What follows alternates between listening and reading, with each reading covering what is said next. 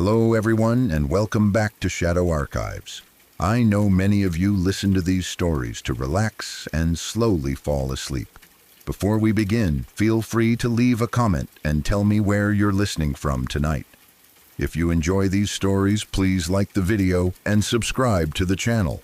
Now, get comfortable, take a deep breath, and let's begin.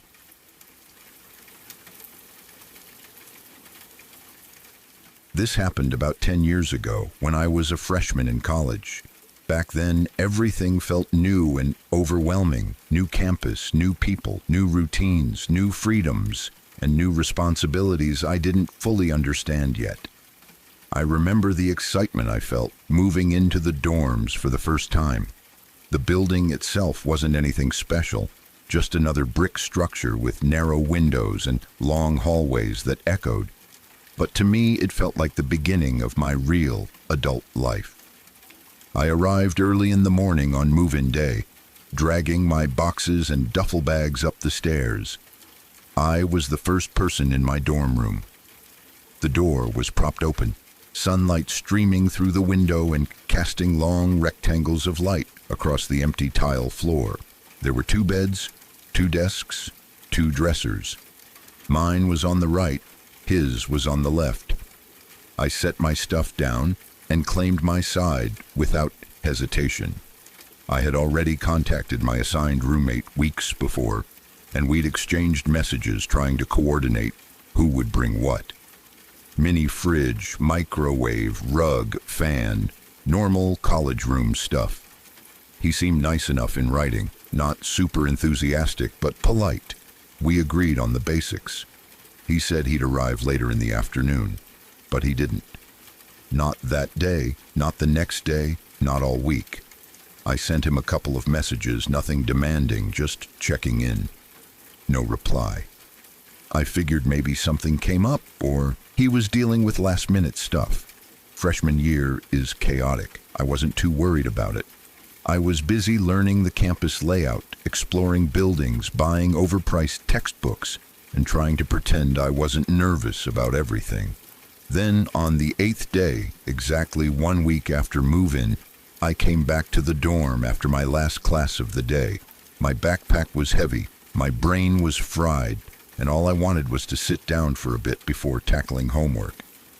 I pushed the door open and froze. He was there. Sitting on the bed on the left, the bed that had been empty all week, was a guy. My roommate. Or at least I assumed it was him. At first glance, nothing seemed unusual, except for the fact that he'd arrived without saying anything. I set my stuff down and walked toward him to say hi, try to restart the conversation we'd never begun. But as I got closer, something felt off. He looked terrible, pale, thin, washed out in a way that made me instinctively take half a step back. His cheeks were hollow, dark circles under his eyes so deep they looked bruised. The skin on his face was grayish, like he hadn't seen sunlight in a long time. If I saw someone who looked like that today, I'd assume they'd just come out of a hospital or were recovering from some serious illness. I didn't want to catch anything, so I kept a little distance. I tried to be friendly anyway. "Hey," I said lightly, "I'm glad you finally made it. He didn't look at me, not even a glance. He kept staring forward, eyes unfocused, as if he were looking at something far beyond the wall. When I spoke again, he made a soft grunt, not a real word, just a sound. I wasn't sure if it was acknowledgement or effort or pain. I forced a smile. "Everything okay? Need help with anything?" He didn't respond, didn't even blink. Then I noticed something strange. He hadn't brought anything with him.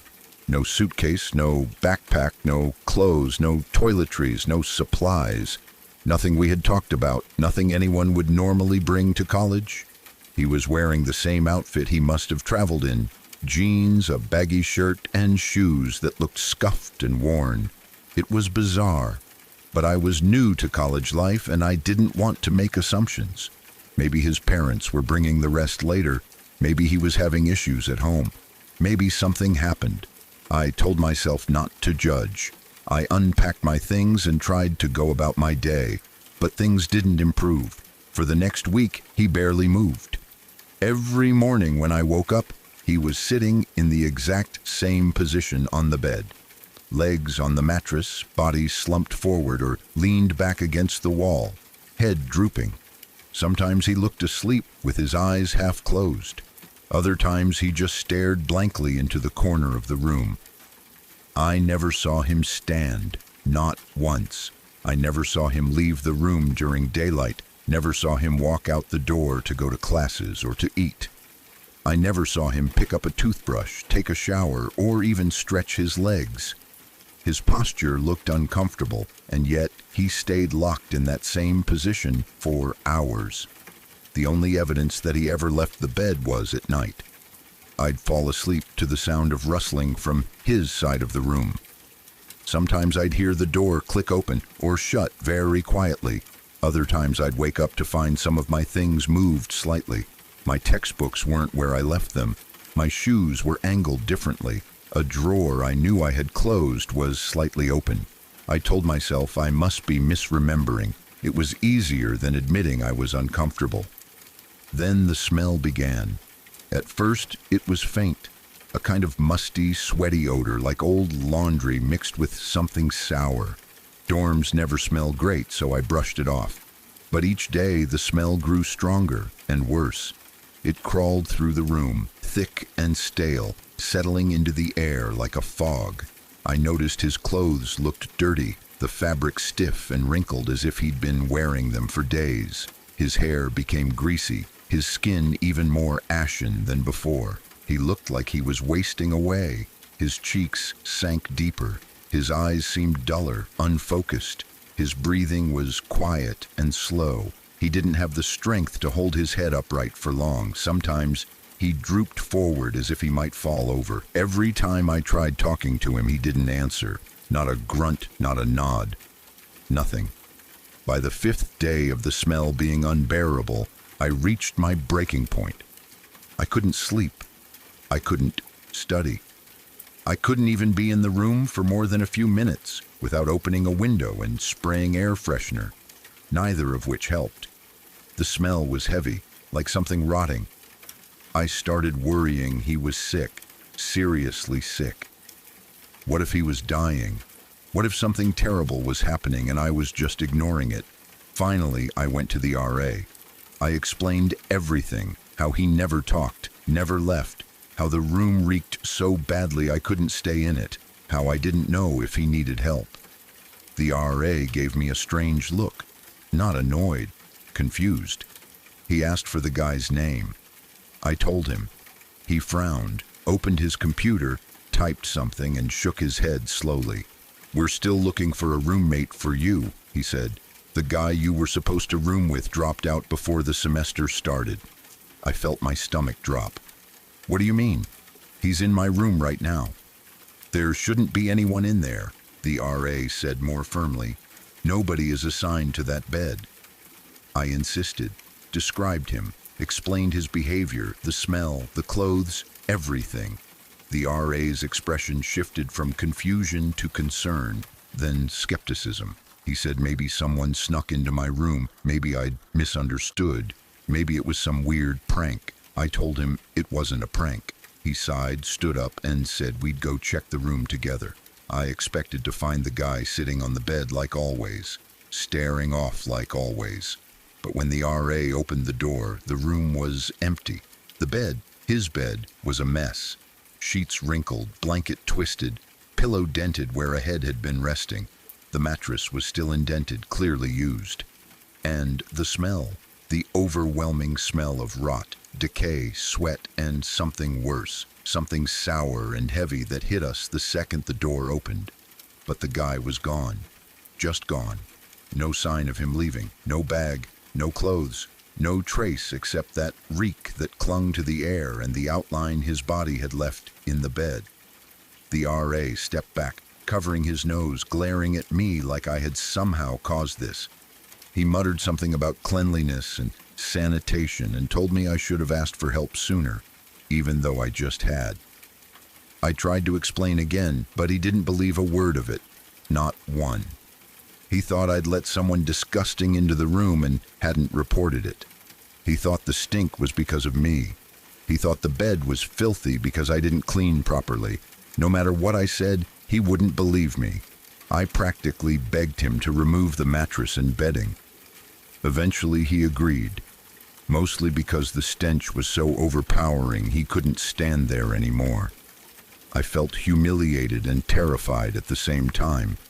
Someone had been sleeping across from me for a week. Someone whose name I didn't know, someone I wasn't even sure was alive half the time, and he had vanished without a trace. That night, after the new mattress was delivered, I sat on my bed thinking about everything. Something made me want to call the original roommate, the one I was supposed to have, just to confirm, just to clear my head, just to know he hadn't randomly shown up without telling anyone. His mother answered. She recognized my voice immediately. We had spoken a couple times before the semester started. I asked her about him and explained everything that had happened. I told her he had shown up, stayed in the room for a week, acted strangely, then disappeared. The line went silent, completely silent. When she finally spoke again, her voice was strained, trembling with anger and grief. She told me her son had gotten very sick 3 weeks before school started. They took him to the hospital. He got worse, his body shut down, and he died. He was buried the previous weekend. She thought I was calling to torment her, to mock her loss somehow. She screamed at me, called me cruel, and hung up. I sat on my bed, frozen, staring at the phone in my hand. My heart hammered in my chest. My skin felt cold. My mouth went dry. The world around me felt suddenly unreal. If he had died 3 weeks before school started, if he never arrived on campus, if he was never assigned to my room, then who or what sat across from me for a week? I never called his mother again, and I never slept comfortably in that dorm room for the rest of the year.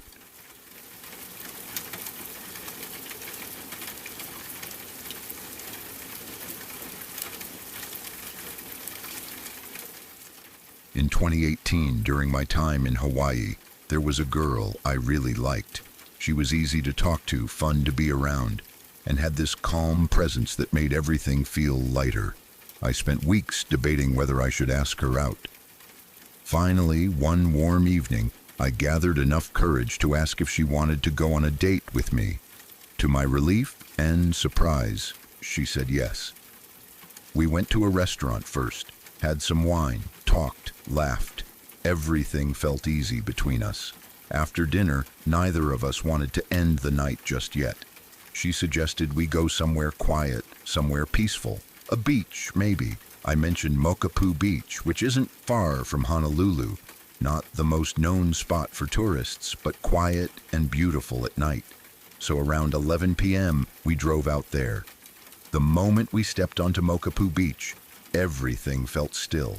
Not threatening, just still. The air was warm with a hint of salt. The sky was cloudless, and the moon hung huge and bright over the water. The sand felt cool under our feet. There were no people around, no cars driving by, no music from distant bars. It felt like the entire beach belonged to us. We spread out a blanket on the sand and lay down side by side, listening to the waves roll in and out. We talked about our families, our childhoods, and the random things life had thrown at us. She told me about growing up on the mainland, and I told her how Hawaii already felt like a dream compared to where I came from. Hours passed without us noticing. We weren't tired. We weren't bored. Time floated by quietly. Around 2 a.m., everything shifted. The first strange thing happened slowly. We both felt something small brushing against our hands. It was gentle, almost like tiny feet or a soft tickle. We both reacted at the same moment, pulling our hands back slightly. "What was that?" she whispered.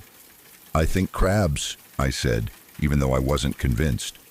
The moon was full and bright. You could see the sand clearly, even far down the beach.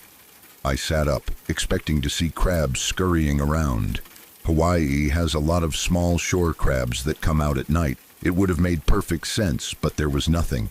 Not a single crab, no movement, no shadows darting across the sand. We exchanged a confused look, but shrugged it off. Beaches have weird moments. Maybe the crabs had already run off. We lay back down, laughing a little at how jumpy we were, and tried to settle back into conversation. But not even a minute passed before we felt it again. A light brushing against our fingers, a tiny pat, like something with small hands was touching us, not claws, hands. This time she jerked her hand away quickly. "That didn't feel like a crab," she said. I didn't answer, because she was right. It didn't feel like a crab at all. The pressure was too soft, too human-like, too intentional. Before we could make sense of it, a sound reached us. A sound that made both of us sit straight up in the sand. It was a baby crying, not a cat, not the wind, not a bird. A baby, a real baby crying somewhere in the darkness. It echoed across the empty beach, high-pitched, panicked, and unmistakable. The kind of sound that instantly kicks your instincts into overdrive. Someone needs help. But this was 2 a.m. on a nearly abandoned beach, miles away from any houses. The nearest home was about 5 miles inland. She looked at me with wide eyes, fear spreading across her face. "Do you hear that?" "Yeah," I said quietly.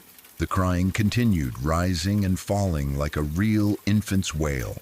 We both turned toward the sound, scanning the area, expecting, hoping to see someone walking down the shoreline, or maybe another couple, or maybe a stranded family. But the beach was completely empty. Water, sand, moonlight, nothing else. We listened again. The crying grew louder, then softer, then louder again, like it was moving. We tried to convince ourselves it was a cat. Cats sometimes make crying sounds, but whenever we looked toward where the sound came from, there was no movement, no animal, nothing. Then, just as we tried to reassure ourselves, we felt the brushing on our hands again. This time, it lingered. She squeezed my arm. "Let's go," she whispered urgently. I didn't argue. We stood, gathered our things as quickly as we could, and walked back toward the parking lot. The crying faded behind us, but the feeling of being touched, those invisible tiny hands, stayed in the back of my mind the entire way. My chest felt tight. My heart beat harder than normal. Everything in me screamed that we were not supposed to be there anymore. When we finally reached the car, we both let out deep breaths we didn't even know we'd been holding. The moment I started the engine, we left Mokapu as fast as I could safely drive.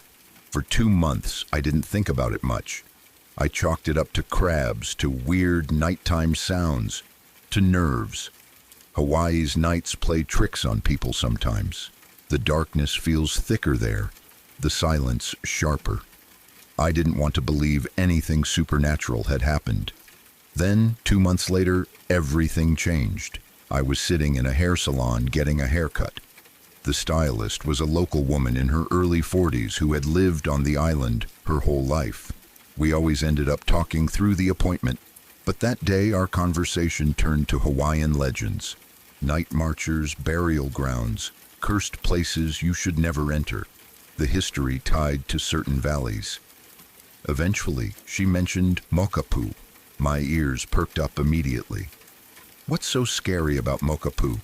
I asked casually, more out of curiosity than anything else. She paused before answering, lowering her voice slightly, even though it was just the two of us.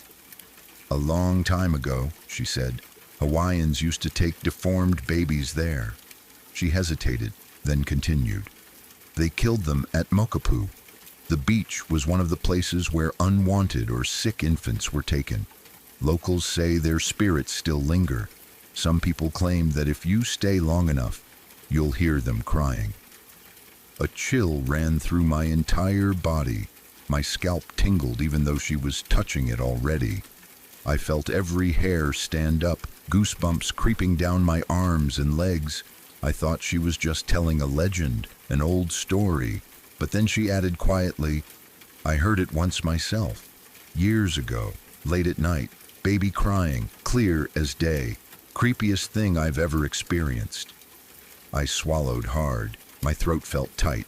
I wasn't sure whether to speak or stay silent, but the truth pushed its way out. I've been there, I heard the crying too. She froze. I explained exactly what had happened, the touching, the crying, the emptiness of the beach. As I spoke, she kept nodding slowly, not even surprised. Her face wasn't skeptical. It was sympathetic, almost relieved that someone else had experienced something similar. "You shouldn't go back there at night," she told me softly. "Some places hold memories too strong to fade." Until that moment, I had no idea about Mokapu's history. Nobody had told me anything.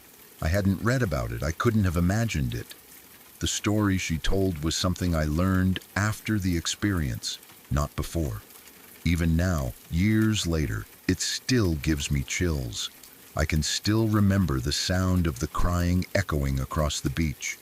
I can still feel the light touch of something small brushing against my hands in the dark. And I still think about the fact that neither of us saw anything, nothing living, nothing moving, nothing that could explain what we felt. Hawaii is beautiful, but its beauty is layered with old stories, long shadows, and spirits that linger longer than people expect. And I will never forget what happened that night on Mokapu Beach.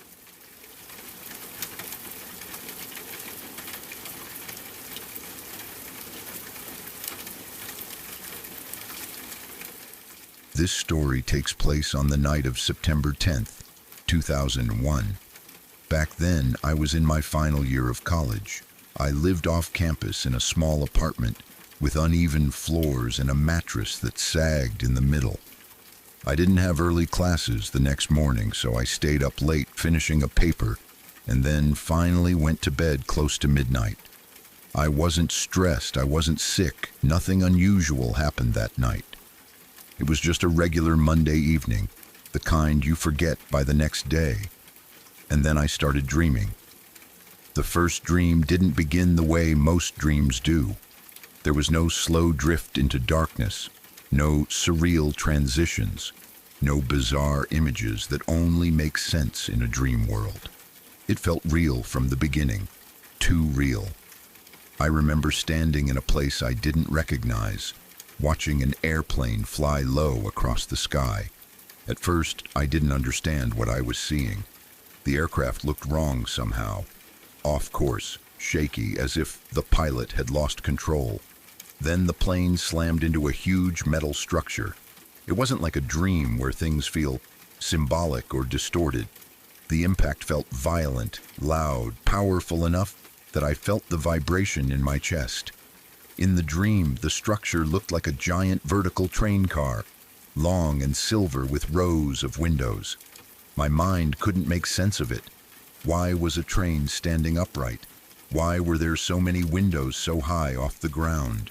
Before I could process it, the screaming started. It wasn't faint, it wasn't dreamlike. It was sharp, raw, full of terror, the kind of screaming that snaps you awake because your brain can't handle the sound any other way. I shot up in bed, drenched in sweat, heart pounding. I remember looking around my dark room, half expecting to see fire outside my window or smoke rising somewhere nearby. It took me almost an hour to calm down, to slow my breathing, to remind myself that I had just dreamed something awful. Eventually, I managed to fall asleep again, but the exact same dream came back. Same airplane, same metal structure, same confused moment where it didn't look like anything I'd ever seen before. Same explosion, same glass shattering, same people screaming, and once again, the dream yanked me. Awake at the exact same moment, as if my mind couldn't let me see anything more. This time, the panic took longer to shake off. Almost 2 hours passed before my breathing returned to normal. I remember lying on my back, staring at the ceiling, trying to convince myself that dreams repeat sometimes, that stress can do strange things, that none of it meant anything. But some part of me didn't believe that. Something deep inside me knew the dream wasn't normal. When I eventually drifted into sleep again, I had one last dream, different from the first two, but just as vivid and disturbing. In this dream, I saw people floating in the air. At first, it was almost beautiful. Dozens, maybe hundreds of people drifting above the ground like they were flying. Not in airplanes, not on gliders or parachutes, just flying. Arms outstretched like superheroes, bodies moving through the sky effortlessly. They looked happy. They were smiling, weaving through the air as if they were swimming in sunlight. Everything felt warm and peaceful, almost joyful. Then suddenly they stopped. The joy vanished. Every one of them froze in midair, as if an invisible force had grabbed hold of them. Their faces changed instantly from happiness to horror. Then they all began to fall.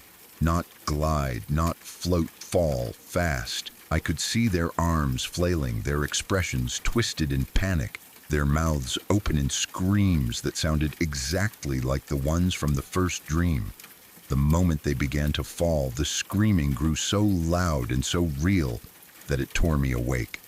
I sat upright in bed again, heart hammering, feeling like I had witnessed something terrible. After that dream, I barely slept at all.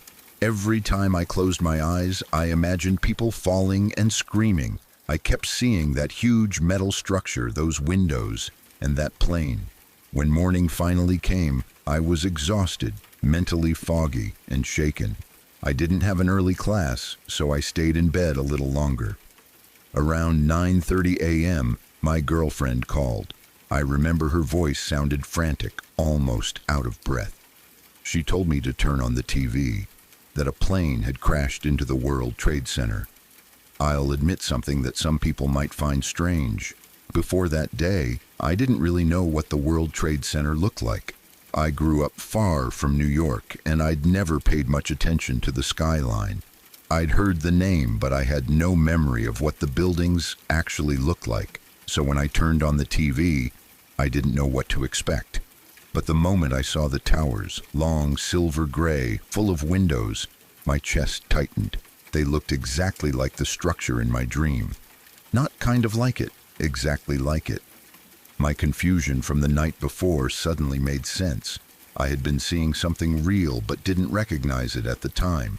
Then I saw footage of people falling, not flying, not drifting, falling, arms out, bodies tumbling, and every image on the TV screen connected wordlessly with the dreams I'd had just hours before.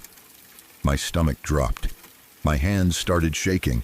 I turned the volume down because I couldn't bear to hear the screaming, real or imagined. The guilt hit me instantly. Not guilt because I caused anything. I'm not delusional. I know dreams don't create reality. But guilt because I had seen something so similar the night before and had done nothing. I didn't know what it meant. I didn't tell anyone. I didn't warn anyone. I didn't believe what I saw. I spent weeks wrestling with those thoughts. I didn't sleep well. I had nightmares every night. Faces falling through the sky, planes crashing, screams waking me up in the middle of the night. Sometimes I'd wake up thinking I was still dreaming. Other times I'd avoid sleep altogether because I was terrified of seeing those images again.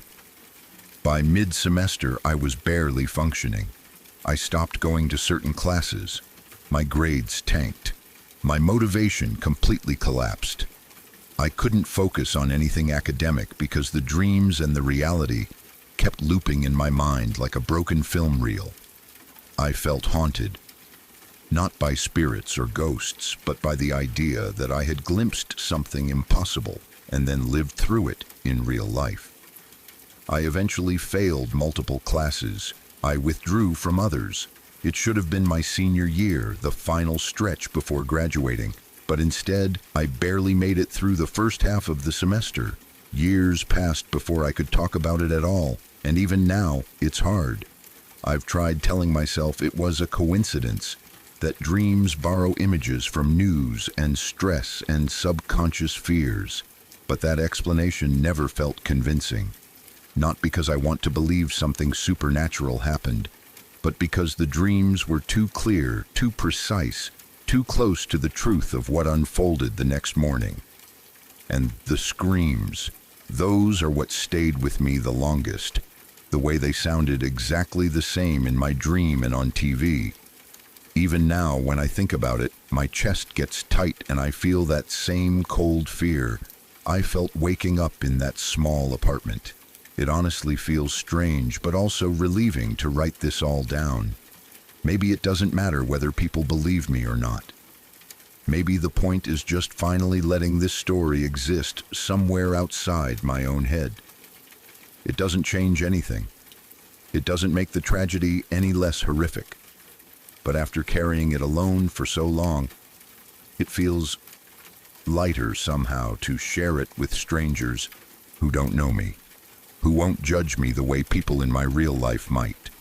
If you've read all of this, thank you. I still wish none of it were true, but it is, and I still dream about it sometimes.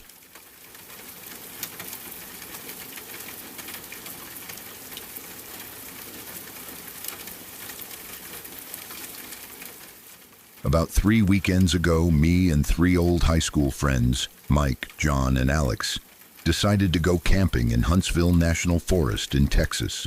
We do this kind of trip at least once a year.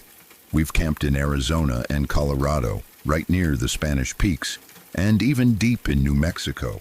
We like going far off the trail, living off whatever we can catch or trap, and spending a few days without phones, lights, or noise.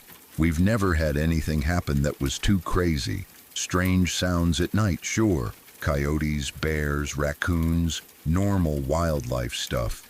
We always considered ourselves pretty experienced. This year, it was my turn to pick the spot, and I chose Huntsville. More specifically, near New Waverly, where you can get pretty deep into the forest without bumping into anyone for miles. We drove up early in the morning, parked our car in one of the designated areas, grabbed our packs, and headed straight into the trees. The air was humid but cool. We spent the first stretch of our hike laughing, catching each other up on our lives, joking about college stories. It felt good, familiar. We walked until the sunlight faded through the branches and the forest grew quiet. We stopped at a clearing and set up camp. As usual, we made a fire, put up the tent, and sat around telling creepy stories. That was our tradition. Every trip, as soon as the sun went down, we tried to scare each other with ghost stories, creature myths, weird encounters, whatever we could come up with. It never worked, at least not in any serious way. This time was different. While we were adding wood to the fire, we started to smell something faint. Not strong, not unpleasant, just noticeable. It was like catching a whiff of something dead far away, a thin, stale scent that drifted in and out. We tried to place it, but none of us could. It didn't smell like an animal carcass.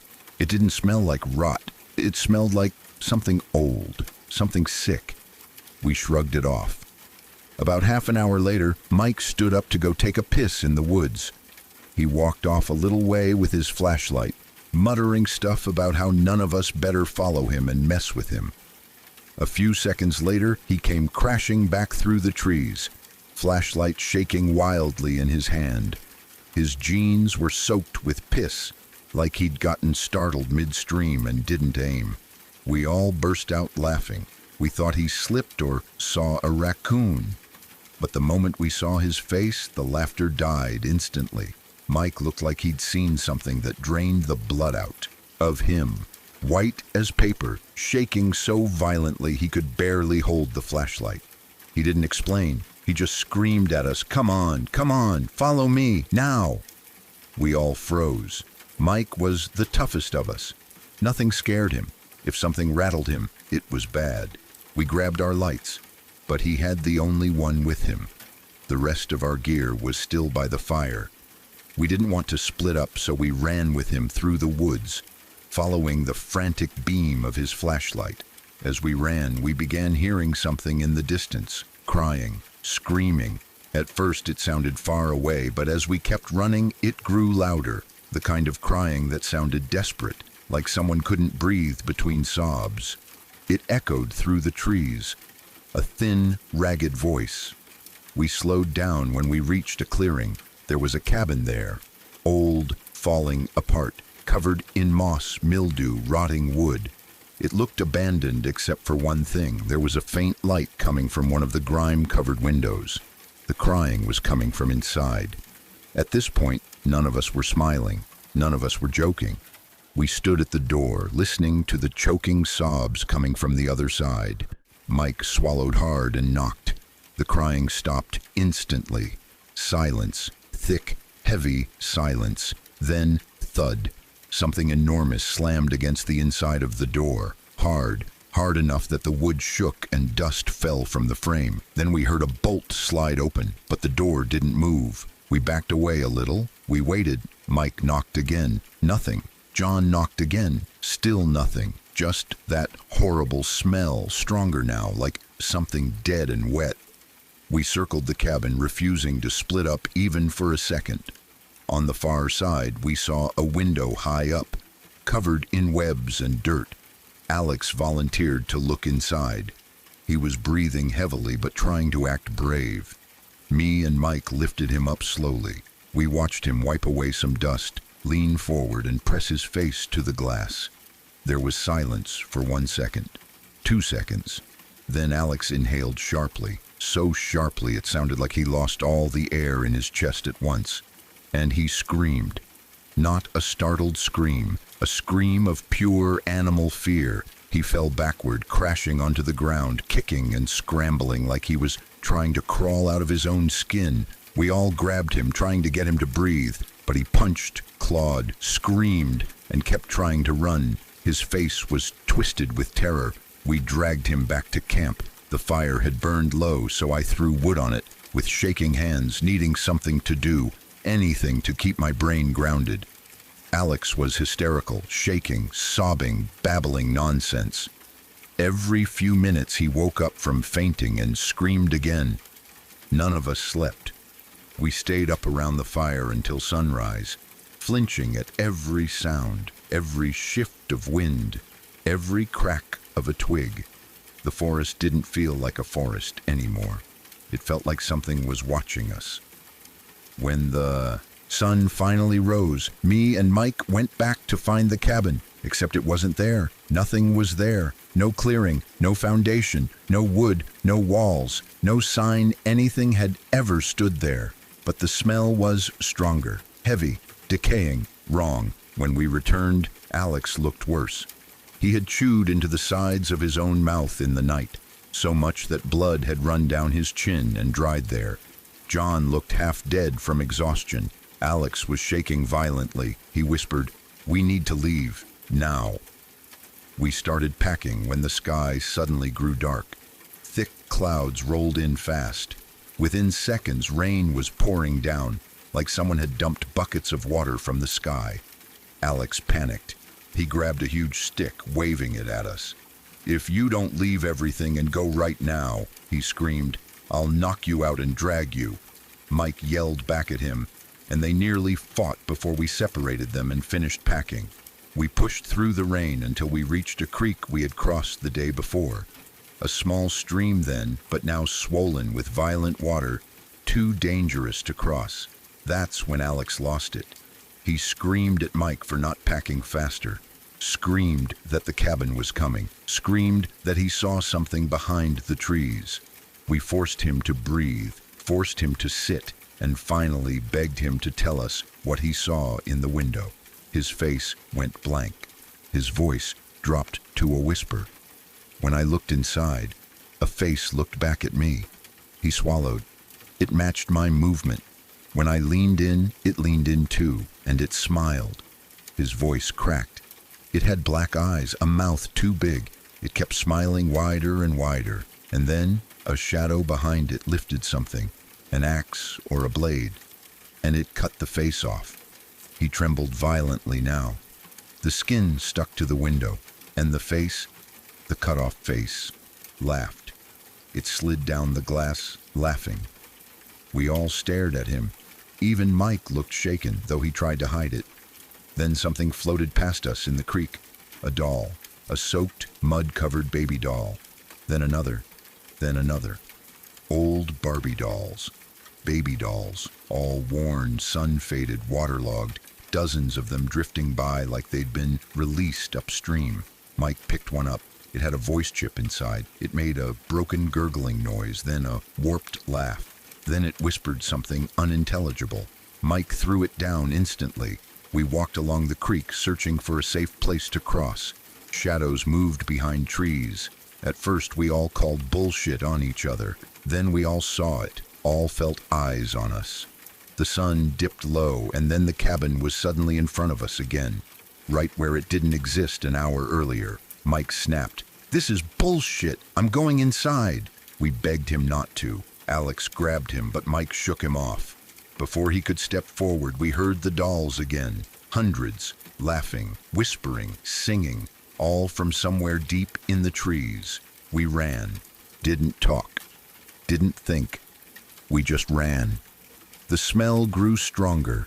Decaying sweetness mixed with wet earth. Something screamed in the woods. Something else cried. The rain hammered down. We crossed the creek somehow. I don't even remember how. We reached the car exhausted, shaking, soaked to the bone. We drove without speaking, except our own heavy breathing and the sound of the wipers. We almost reached the freeway when the road was closed for construction. A detour sign pointed down a narrow dirt road leading back into the woods. We turned toward it. A girl appeared. Young, pretty, long hair plastered to her face from the rain. She stumbled towards the car like she was hurt. She reached the passenger side. Her eyes were unfocused, her mouth slightly open. Alex didn't roll down the window. He locked the door instantly. The girl put her face right against the glass and smiled. Too wide, much too wide. We drove, fast. Mike screamed. Alex cried. John prayed. I don't remember breathing at all. We eventually found a road and floored it all the way back to Houston. When we reached my apartment, we didn't speak. We split without saying goodbye. That night, Mike texted me, "I'm going back." I begged him not to. He said it was all in our heads. A trick of fear, a shared hallucination, something explainable. He stopped replying after that, and now, I don't know if the cabin is real. I don't know if the girl was real. I don't know if what we saw followed us back. All I know is that I've never been that scared in my life. And something tells me the forest isn't done with us.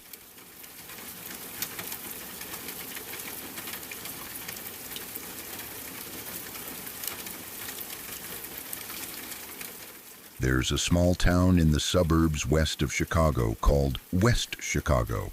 I spent a lot of time there growing up. It isn't remarkable in the way some towns are. No famous landmarks, no big attractions, nothing that makes people stop and stare. But like a lot of quiet Midwestern towns, it has its secrets. Old buildings, worn-out homes, forgotten corners where strange things linger long after everyone else has moved on. There was a small church there that I can't remember the name of anymore. Just a simple, modest structure with a gravel parking lot and a white wooden cross out front. Nothing about the church itself was frightening. If anything, it looked cheerful. Fresh paint on the outside, windows that glowed warmly at night when services were held, a perfectly trimmed lawn overseen by older members of the congregation. But next to the church was a small house that the church owned, and that house was a completely different story. Friends of mine rented it for a while. They were young like me, teenagers with jobs, school, and far too much curiosity for our own good. The first time they invited me over, they warned me that the house was weird. Not haunted, not dangerous, just weird. They said it always felt cold even with the heat on, and that sometimes they heard noises they couldn't explain. I brushed it off. Teenagers exaggerate everything. I figured the place was old and drafty, and that was that. But they weren't exaggerating. The house was creepy from the moment I walked inside. Not the kind of creepy with ghosts or shadows or obvious threats. Just a heavy, suffocating atmosphere that clung to you like humidity. Upstairs was tolerable, almost normal. The bedrooms were small but bright enough. A couple posters on the walls, clothes on the floor, a lamp that flickered sometimes.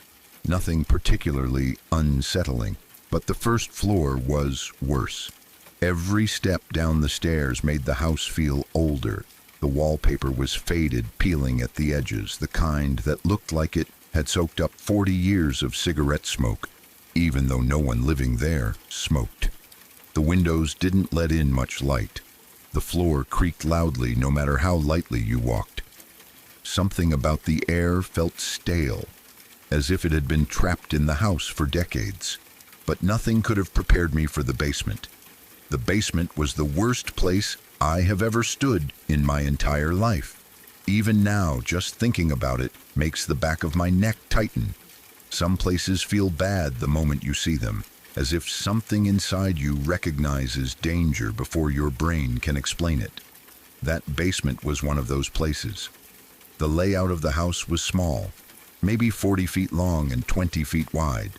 When you opened the narrow basement door, wooden stairs led straight down the center. There were no walls in the basement, no rooms, just a large, open concrete space broken only by support beams and shadows. It was damp, so damp that you could smell the moisture, rising before you even reached the bottom step. The air felt cold, thick, almost slimy.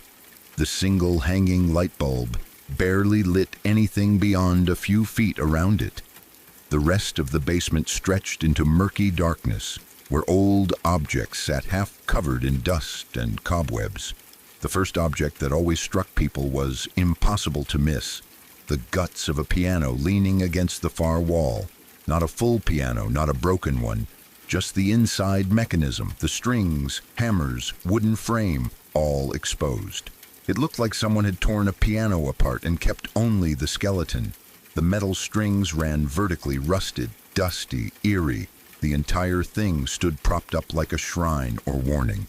The first time I went down there, a few of us teenagers went together because none of us wanted to go alone. One of the girls who had been to the basement before told us to look at the piano. Then she ran her hand across the strings. The sound that came out didn't sound like music. It didn't sound like anything that should come from an instrument. It was jagged, discordant, metallic. A horrible scraping vibration that made my skin crawl instantly. It echoed through the basement like something waking up. I screamed. 2 others screamed.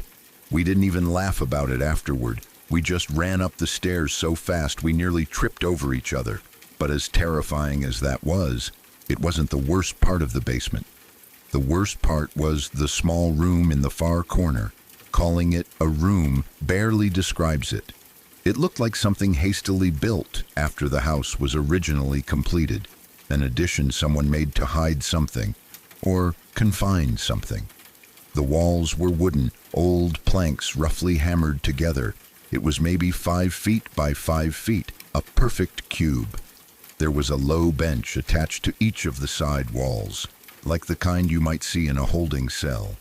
The wooden boards were worn but still visible through the dust. No pillows, no blankets, nothing to soften the space. Just 2 benches facing each other in silence. But what made it horrifying were the locks.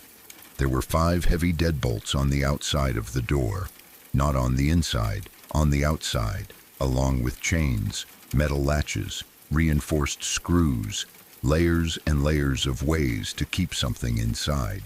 Someone had gone to great lengths to make sure whatever or whoever was in that room couldn't get out.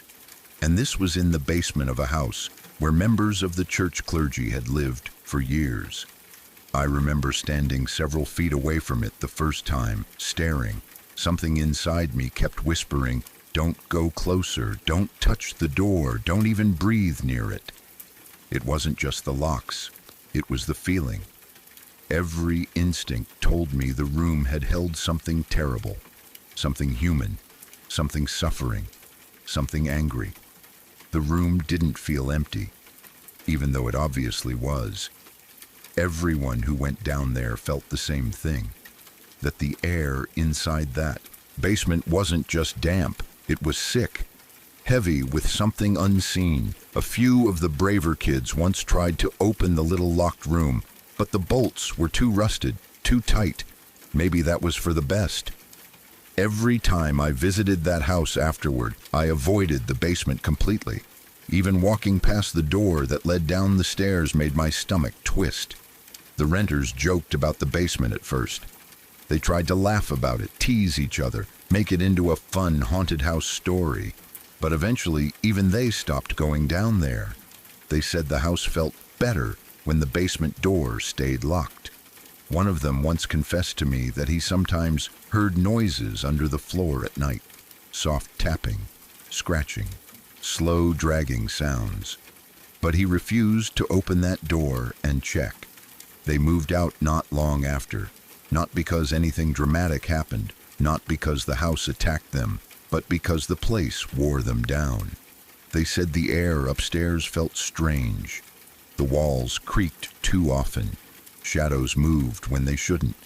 They had nightmares they didn't want to describe, and the basement always felt alive somehow, like the piano strings might vibrate even without anyone touching them, like the little room might shift, settling or breathing. After they moved out, the house sat empty. Last I heard, the church still owns it, but no one lives there anymore. The basement is still down there, still dark, still damp, still holding whatever stories the clergy never spoke about. I've seen scary movies, I've read horror novels. None of them compare to standing in that basement, staring at a room small enough to sit in, but terrifying enough to ruin sleep for weeks. Some places feel haunted not because of ghosts, but because of what people did inside them.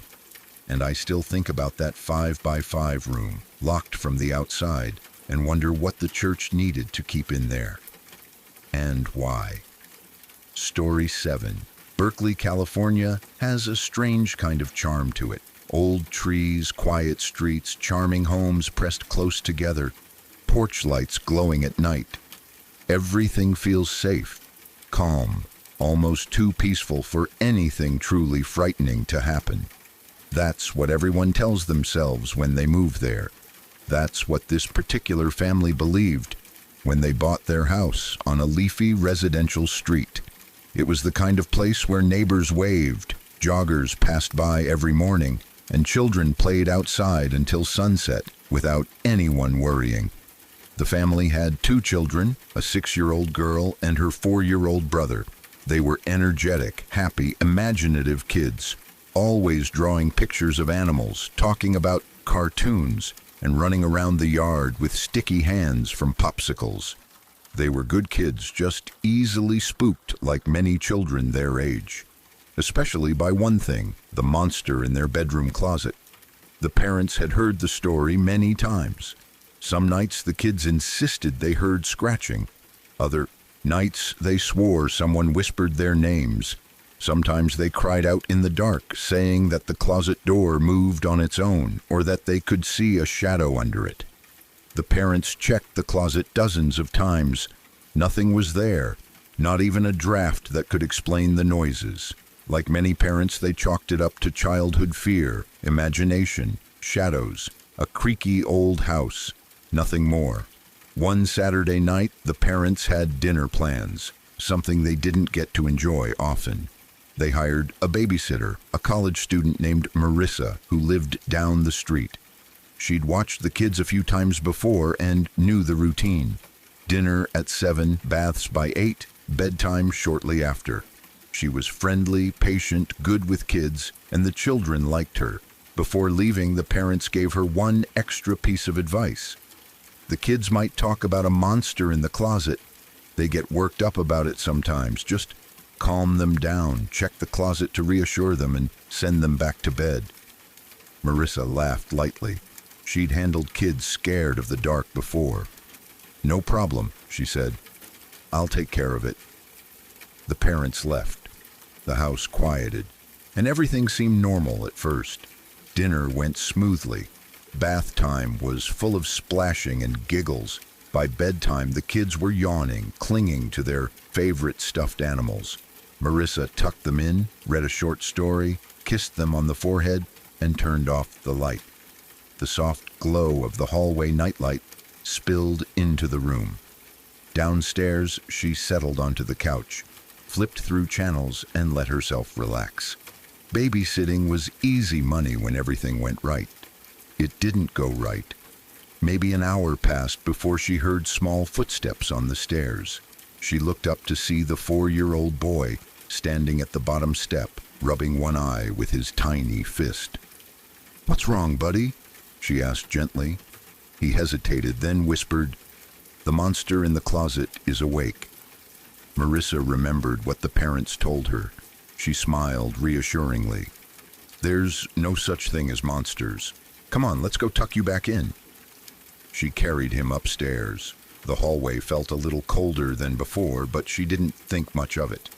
She placed him gently into bed, pulled the blanket up to his chin, and turned toward the closet. "See? Nothing scary," she said as she opened it. The closet was filled with little clothes hanging neatly, tiny shirts, jackets, dresses, a row of shoes on the floor. Normal, completely normal. She crouched to check under the bed too, just to show the boy everything was safe. "All clear," she said. "You're okay."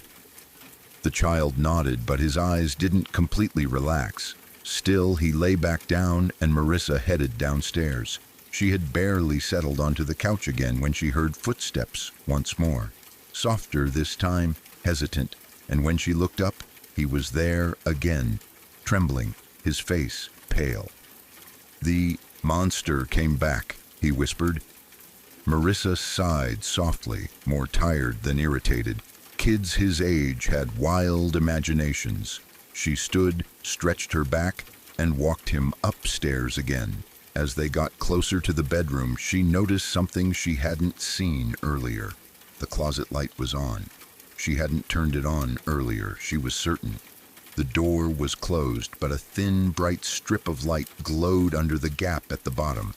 That alone was strange enough. But then she saw something that made her freeze halfway through her next step. Two shadows. Two human-shaped shadows stood behind the door, each a pair of legs about 3 feet apart. Perfectly still. Perfectly dark. Perfectly wrong. At first, she thought it had to be a trick of the light. Maybe furniture casting a weird shape. Maybe her eyes playing tricks on her. But the shadows were too distinct. Too real. Her heart jumped into her throat. She grabbed both kids, one arm around the boy, the other reaching for the girl, who had woken up and was now staring silently at the closet.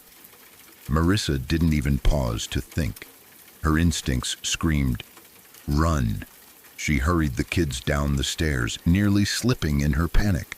Once outside, she ran with them straight across the lawn toward the neighbor's house. Her hands shook as she pounded on the door. "Call 911, she gasped. "Someone's inside." The neighbor brought them inside, locked the door, grabbed the phone, and called the police.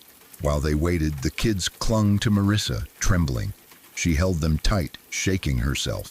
Neither spoke, neither cried. They just listened to the silence outside, terrified of what had been in that closet. When the police arrived, Marissa went with them back to the house. Officers swept the home quickly, room by room, closet by closet. They found nothing. No sign of forced entry. No open windows. Nothing missing. No footprints inside. No hiding places disturbed. The closet light, the one she saw shining brightly less than 20 minutes earlier, was now off. The officers exchanged looks, half concerned, half skeptical. But then one of them noticed something odd by the edge of the backyard, a trail of crushed grass leading toward the trees. A few minutes later, another officer shouted, "Found someone!" They located an older man crouched in the bushes at the edge of the property, wearing a full clown suit, a bright, colorful clown suit, even though it was past midnight. His face was painted. His hair was a frizzy rainbow wig. He held a balloon in one hand, deflated and limp. His clothes were dirty, stained from crawling in the bushes. His eyes were wide and glassy, like he wasn't fully aware of where he was. They tackled him, cuffed him, and dragged him into the open. The kids started screaming.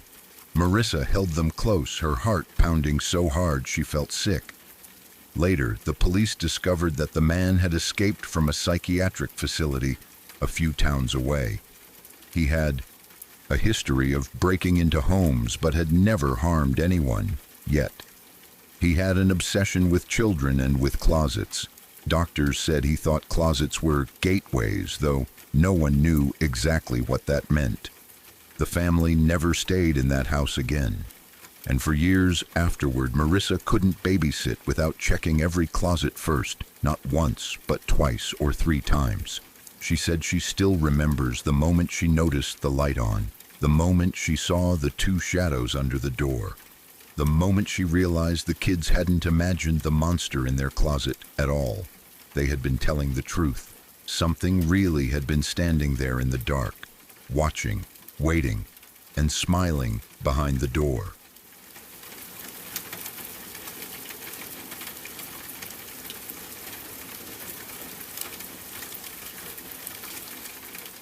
When my fiancé and I first moved into our apartment in San Diego, we were excited in the same way most young couples are when they start a new chapter. It was 2 months before I would begin school, and everything felt like it was lining up for us. The place wasn't perfect, but it had a certain charm. Sunlight came through the windows in the afternoon. The kitchen was small but cozy, and the bathroom, though old, looked clean enough. I had a bit of a habit whenever I toured new places. I always checked under the sinks for mold, because I'd had bad experiences in the past. So I bent down, opened the cabinet doors, and looked carefully. I checked the top, the sides, the base, even the corners. There was nothing, no mold, no weird stains, no forgotten items, just empty space and old wood. I felt good about it, and we signed the papers. We moved in the next day, excited and hopeful. About a week later, I got a text message from my girlfriend that I still remember vividly because of the way it came out of nowhere. She didn't sound angry at first.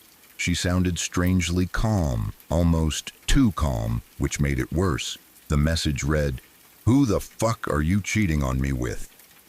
I stared at it for a few seconds, trying to figure out if she was joking, if she sent it to the wrong person, or if she found something that made her think I was hiding something. When I asked her what she meant, she explained that she had found a makeup bag under the bathroom sink. I told her I checked everything thoroughly before we moved in, and there was definitely nothing there. She insisted it wasn't new makeup either. She knew cosmetics like an expert, and she said everything in that bag was from the 90s. Outdated brands and old packaging styles she recognized instantly. I couldn't explain it. There was no way I could. I hadn't seen it when I checked, and I certainly didn't put it there. We argued a little, but eventually we let it go. We wanted to believe it was just something the previous tenants left behind, and we somehow missed. We moved on with life, though a small, uncomfortable feeling lingered quietly somewhere in the back of my mind. We had a small indoor fountain in our bedroom, and at the base of it were tiny decorative rocks. We liked the sound of the water at night. It made the room peaceful and helped us sleep better. One day, maybe around 2 weeks after the makeup bag incident, I walked into the bathroom and found one of those small rocks right in front of the sink. It stood out because it didn't belong there and couldn't have gotten there on its own. I picked it up, looked at it for a moment, and put it aside. But I didn't really think much about it, at least not consciously. I assumed maybe it stuck to my sock, or maybe Chico, my elderly cat, played with it. But Chico doesn't run. He barely walks fast. He's old, calm, and slow. I've seen him lie in one spot for hours like a tiny furry statue. Still, I avoided overthinking it. Life was busy, and I didn't have the energy to question every little odd thing. Then came the night that changed the way I looked at that apartment forever. My fiancé and I were snuggled up in bed, comfortable and half asleep. Everything was quiet except for the soft sound of the fountain in the corner. As I started drifting, I suddenly felt a pressure at the foot of the bed, not like the blanket shifting or the mattress adjusting. This felt like the weight of a person sitting down. It wasn't subtle either. It was clear, intentional, and real enough that I opened my eyes instantly. Before I could fully process what I felt, I heard movement coming from our closet. The closet door was closed, so the noise had that muffled, enclosed quality to it. But what struck me was the pattern of the sound. You can always tell when something moving is a pet or a person. Cats make quick, light noises. Humans move differently. Weight shifts differently. The rhythm is different. What I heard sounded human. I turned to look for Chico, thinking maybe he was somehow behind the sound after all. But he wasn't near the closet. Instead, he was running straight toward me from that direction, as fast as I had ever seen him move in his life. His eyes were wide, his body low, and he sprinted like something terrified him. He practically launched himself onto the bed, and that alone was alarming. Chico never runs, not ever. The noises in the closet continued for a moment, and I muttered, "What the fuck?" under my breath as I got out of bed. My heart was beating hard, not out of panic, but because my brain couldn't form a normal explanation for what was happening. I opened the closet door quickly, expecting to find something, a fallen hanger, a box that tipped, anything, but the closet was empty, still and silent. I felt a rush of cold air that didn't match the temperature of the rest of the room. My fiancée, wide awake now, suggested we try doing an EVP session. She'd been interested in paranormal investigations for years, and she had a voice recorder app ready on her phone. I hesitated at first. I never thought of myself as someone who looked for ghosts or spirits. But after what we had just experienced, I didn't feel stupid for trying. So I turned on the recorder and asked, "Why are you going through our closet?" My voice sounded shaky even to me. I turned it off after a few seconds. When we played it back, we heard something that wasn't either of us. At first it was quiet, hard to understand, but when I turned the volume up, a voice came through. It sounded soft, distant, but clear enough. It said, "I swear it was here." Those words made my skin crawl. It didn't sound like a glitch. It didn't sound like background noise. It sounded like a person speaking in frustration or confusion. My fiancé looked at me with wide eyes, and I didn't have anything to say. About 3 days later, something else happened. My fiancée was taking a bath while I was in the other room. Suddenly she screamed my name, her voice high and trembling. I ran in to find her crying, shaking, holding her arms close to her chest. I asked what was wrong, and she told me the shower curtain had moved. Not a small shift from steam or airflow. She said it jerked, as if someone pulled it or brushed against it. It took a long time for her to calm down. After she settled, I decided to try another EVP. I turned on my phone and asked 3 questions. Who are you? How old are you? And are you here alone? I hit stop and played it back. The first answer was mumbled, unclear, almost like someone trying to speak through water. But the answer to the second question came through clearly. A small voice said, 8. Then another voice, older sounding, answered, no. That moment made the room feel colder. My fiancée looked at me like she wanted to leave the apartment that night. In the following weeks, things only got stranger. Several times a day, in every room of the apartment, we began seeing flashes of white light, quick streaks that moved from the floor to about chest height before disappearing in an instant. It didn't matter if it was day or night. They would appear near the hallway, the living room, the bedroom. Sometimes they were small, like a reflection, and sometimes larger, like a soft shape passing through the air. About 2 weeks after the bath incident, something happened to me in the shower. I was standing away from the water, just soaping up, when I felt something blow into my ear. It wasn't a faint breeze either. It felt like someone leaned in close and exhaled directly into my ear, strong enough that I felt the warmth and the pressure of it. I jumped so hard I nearly fell. I ran out of the shower dripping wet and stood in my room trying to catch my breath. I didn't want to go back in. I didn't even want to be alone in that bathroom. Odd things kept happening after that. Objects moved when we weren't looking. Small things went missing, only to appear in random places later. Lights turned on even after we were sure we'd turned them off.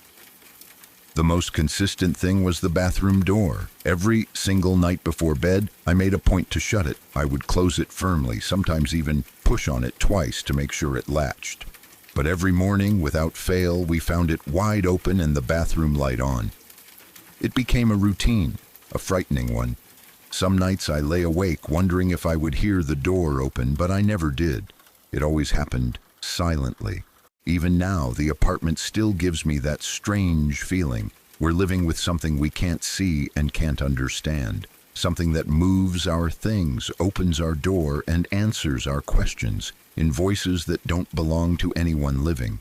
And despite all that's happened, we still don't know what it wants, where it came from, or why it chose our home.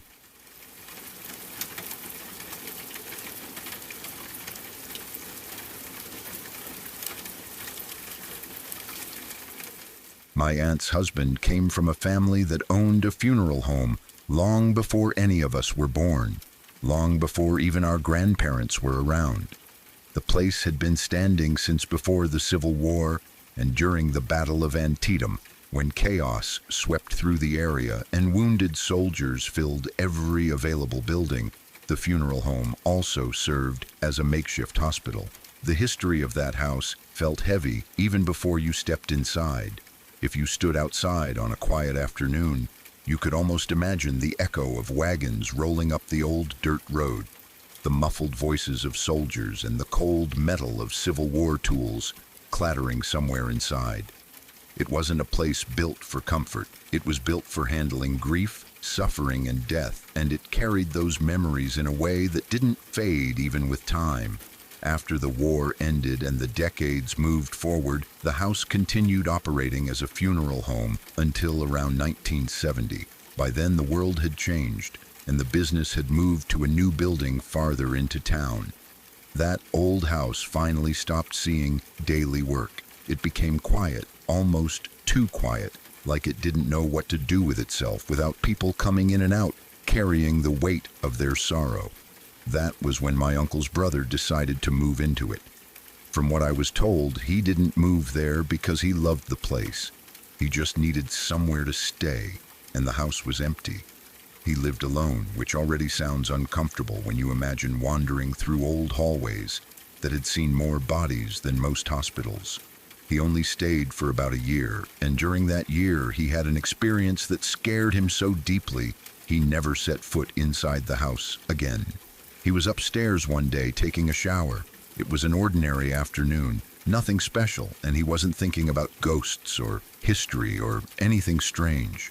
But while he was showering, he heard a noise, something rattling just outside the curtain. It wasn't the soft kind of noise a pipe makes or the creak of old floorboards shifting in the heat. It sounded deliberate, like something or someone was moving around. When he pulled the shower curtain back to check, he didn't see a person standing there, but he did see a shadow, something shaped like a figure moving across the bathroom. The sunlight coming through the window didn't explain it, and the shadow didn't match anything in the room. That moment sent pure panic through him. He didn't stop to dry off or think. He ran straight out of the house, completely naked, sprinted through the yard, jumped into his car, and drove all the way to his parents' house without even stopping to grab clothes or shoes. Nobody convinced him to go back. He moved out shortly after and refused to talk much about it again. Fast forward to the mid-1980s when my aunt and uncle decided to move into that same house.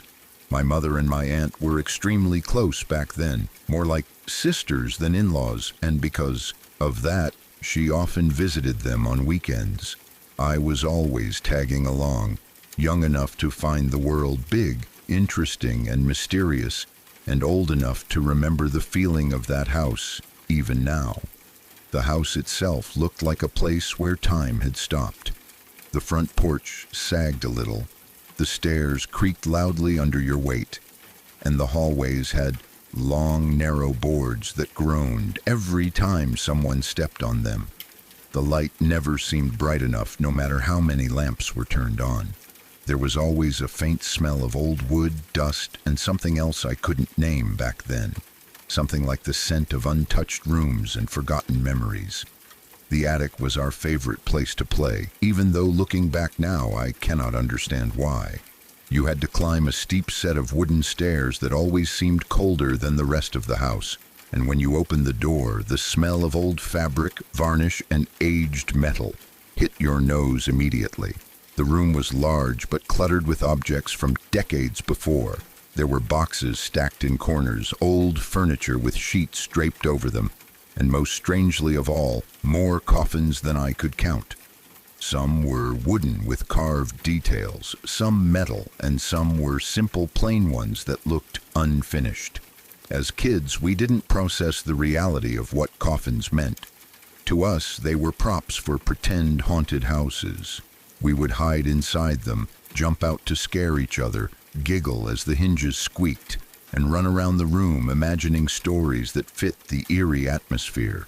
The attic windows were small and covered in dust, letting in beams of light that always looked hazy.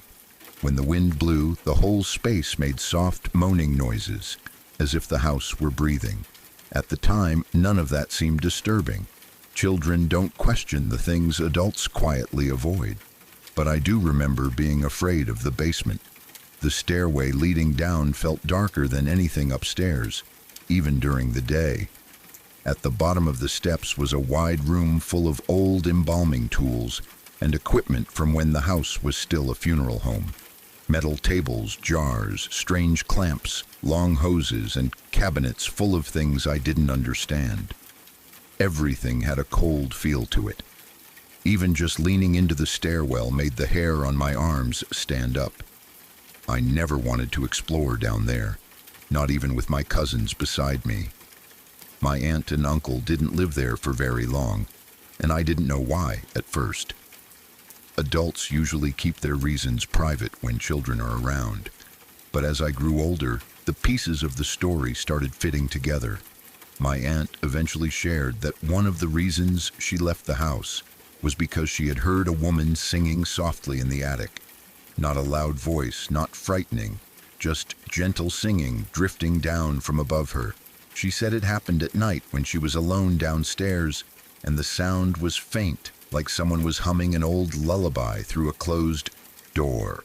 At first, she thought it must be her imagination or a sound coming from outside, but the more she listened, the clearer it became that it was coming from inside the attic. She never went upstairs to check.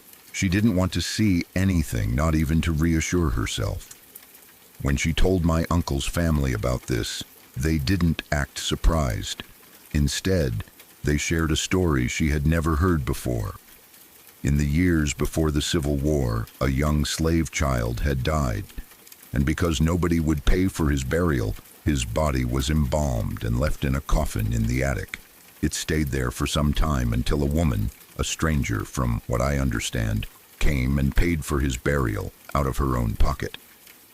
My aunt believed the singing she heard belonged to that woman, as if she had lingered in the house caring for the child even after death. My cousin later admitted that she had heard the same woman's voice from her bedroom, which had stairs leading directly to the attic. She said it softly, almost whispering, as if the memory still made her uneasy. I didn't think much about it as a child, but as I grew older, those memories came back in a different light. I remembered how certain corners of the house always felt too cold, how the attic sometimes went silent all at once, how even during the day shadows felt heavier there. I remembered how my aunt would pause sometimes and look toward the ceiling as if listening for something she didn't want to mention. None of us questioned it back then. Houses were just houses, But now, knowing the history, knowing the stories from people who lived there, everything feels connected in a way that makes the whole place seem alive with its own past. Years went by, and eventually my aunt and uncle moved out in the early 1990s. Life changed, everyone moved on, and the house became just another memory that occasionally resurfaced during family conversations. But part of me never forgot it, and I always wondered what it looked like inside now, if anything had changed or stayed the same. Last year, I finally decided to knock on the door. The new owners opened it, and they seemed polite enough, though not particularly interested in my curiosity about the house's past. I tried to ask gently, without sounding strange, if the attic still had coffins in it. They looked at me with a puzzled expression, as if they had no idea why anyone would ask such a question. They told me there were no coffins left in the attic. Everything old had been cleared out long before they bought the place. The house, they said, was just a house now. But even after hearing that, I am not sure the house ever really let go of its past. Some places hold memories too deeply to be washed away by renovation or new furniture. Some walls absorb the echoes of sorrow, music, pain, or kindness, and keep them quietly tucked inside long after the people have gone. The new owners might not feel anything, or maybe the house simply isn't ready to show itself to them. But when I think back on the attic full of coffins, the woman singing gently to a child who never received the dignity he deserved, and the man who ran naked into the street because a shadow moved where no one should have been, I know the house still carries every moment that ever happened inside it.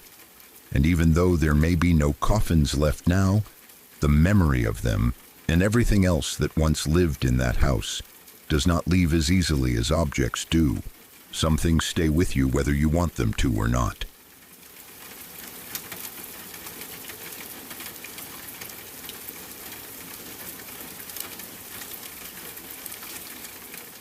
Daniel and I had planned the trip for weeks. We were both restless, tired of our routine, and needed a day where nothing mattered except the sun, the sand, and the sound of waves crashing in the distance. So early one summer morning, we packed a cooler, grabbed towels, tossed a speaker into the truck, and made the long drive down toward the coast. The sky was clear, the air warm, and everything felt like the perfect start to a carefree day. When we finally reached the beach, it was crowded but not chaotic. Families had set up umbrellas, kids ran screaming through the surf, and couples lay on blankets soaking in the heat. We found a good spot away from the busiest area and spent the entire day swimming, throwing a frisbee, wandering barefoot through the sand, and just letting time pass without thinking about it. The sun felt so good after months of being stuck at work that we didn't even notice it, sinking lower and lower. When the sky finally started turning soft shades of pink and orange, we still weren't ready to leave. We sat on the bed of my truck, watching the horizon shift from bright daylight to the quiet colors of sunset, listening to music and talking about nothing important. By the time we finally packed up, the sun had disappeared completely.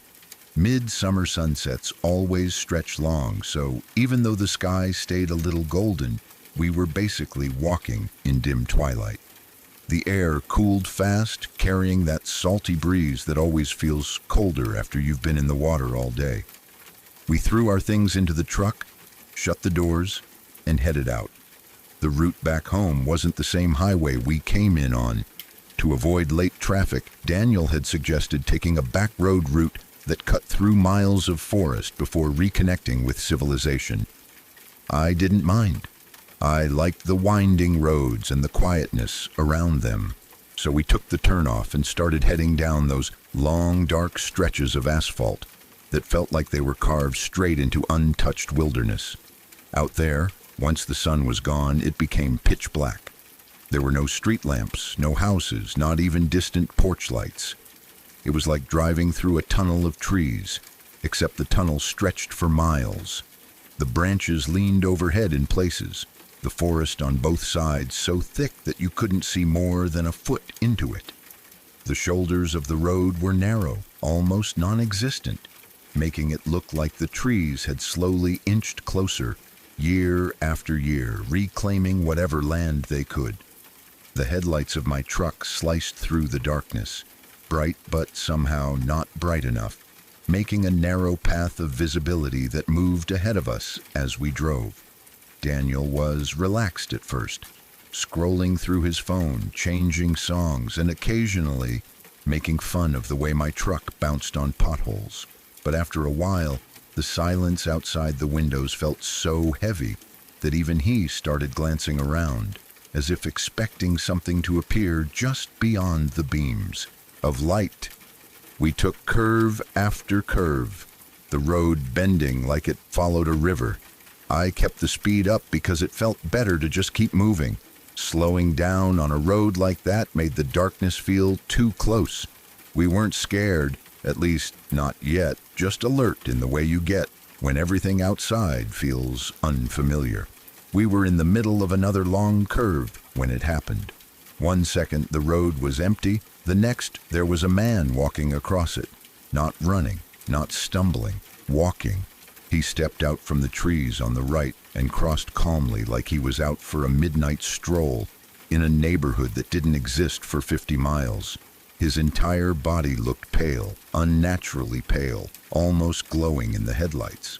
Not glowing like a ghost, glowing like he had been painted white from head to toe. Even his clothes looked white, though I couldn't make out details because everything happened so fast. But the part that shook me straight out of my relaxed state was that he was looking right at us. The whole time he crossed. His head didn't turn away. He didn't flinch at the sound of the engine. He didn't jump back like most people would when they see a vehicle coming fast around a curve. He just kept his eyes on us as he placed one foot in front of the other and disappeared into the trees on the other side before we could get close enough to pass next to him. I hit the brakes lightly out of instinct, but I didn't stop. Something about the look on that man's face, calm, too calm, made it impossible to even think about slowing down more than necessary. Daniel looked over at me, wide-eyed, and I looked back at him for just a second. Neither of us said anything, but the silence between us said everything. Yes, I saw that. Yes. He looked at us the entire time. No, this makes no sense. I picked up speed again because the idea of stopping on that road made my skin crawl. Every part of my brain was screaming that whatever we saw wasn't normal and that staying still would be the worst thing we could do. We kept going for what felt like a long time, but was probably only 20 or 30 minutes. The forest seemed even darker now, like seeing that man had changed something in the air itself. The silence outside had a weight to it. The shadows seemed thicker. The trees felt closer to the road. I tried to focus on the white lines ahead of me, counting the curves, focusing on the rhythm of driving. I didn't want to think about the man. I didn't want to think about the blank expression on his face or the slow, steady steps he took toward the forest. Then we reached a long, straight stretch. For the first time on that road, I felt like I could breathe again. No curves to hide anything. No shadows that could suddenly reveal a person stepping out. Just a long, empty strip of asphalt. Until he crossed again. The same man. The same white skin. The same pale clothes. The same slow steps. And once again, he stared at us the entire time he crossed. I felt my heart slam into my ribs. Daniel didn't say a word. He didn't need to. My hands tightened on the steering wheel, and I didn't even glance at him this time. I kept my eyes forward, locked on the road, because if I looked away, I knew I would start panicking. I didn't understand how he got there. We hadn't stopped. We hadn't turned off. There were no side roads, no paths we had missed. Nothing but forest stretching endlessly in both directions. There was no explanation. I didn't speed up at first. I just kept my pace, pretending I didn't feel the cold wave of fear building in my stomach. but after we passed where he had disappeared back into the trees, my foot pressed harder on the gas without me even thinking about it. I remember swallowing hard, feeling like my mouth had gone dry. I kept waiting for Daniel to say something, to break the tension, to tell me I wasn't crazy, but he stayed silent, staring straight ahead, gripping the door with one hand. I didn't want to see that man again, but we did. Not much farther down the road, he appeared again. Same pace, same stare. This time it felt like he stepped onto the road almost as soon as we got near him. I didn't see him come from the trees. He was just suddenly there, walking calmly from one side to the other. I felt myself breathing fast, almost too fast. Every part of my body wanted to pull over, to stop the truck, to get out and catch my breath. But something else inside me, a deep, instinctive fear, kept telling me to keep going no matter what. Do not stop. Do not slow down. Do not give the darkness around you a chance to swallow the truck. The farther we drove, the worse it became. He kept appearing, crossing, always looking at us, always stepping into the trees before we could get a close look. Sometimes minutes apart, sometimes seconds. The repetition became maddening.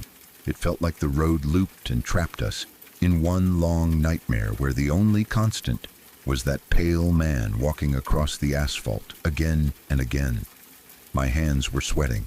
My chest felt tight. Daniel finally whispered, "Don't stop. Whatever you do, don't stop." I didn't need him to tell me that. Every time the man vanished into the trees, I kept expecting to see him again immediately. Every bend, every shadow, every broken patch of moonlight made me flinch. The road seemed endless, twisting deeper and deeper into the woods with no hint of civilization ahead. It felt like an hour passed that way, maybe more. I lost all sense of time. I just drove, gripping the wheel so hard my fingers hurt, forcing myself not to blink for too long. The air felt heavy inside the truck. Neither of us wanted to talk. We barely even breathed. Eventually, after more appearances of that man than I could count, the trees finally thinned, and we saw the faint glow of distant highway lights. Civilization, cars, noise, something normal. When the truck rolled onto the interstate, it felt like stepping out of cold water into warmth again. I didn't say anything at first. Daniel didn't either. We just let the silence sit there, heavy and exhausted, until finally he let out a shaky breath and said, "Man, whatever that was, I'm not going back on that road again." Neither am I. And even though nothing dramatic happened at the end, no crash, no attack, no supernatural explosion, that simple repeated sight was one of the most terrifying things I've ever experienced. Sometimes the scariest thing isn't what happens. It's what keeps happening over and over, without any explanation, until it feels like your mind is unraveling and the world around you no longer follows the rules you've always trusted. I don't know who that man was. I don't know how he appeared again and again. And I don't think I ever want to find out.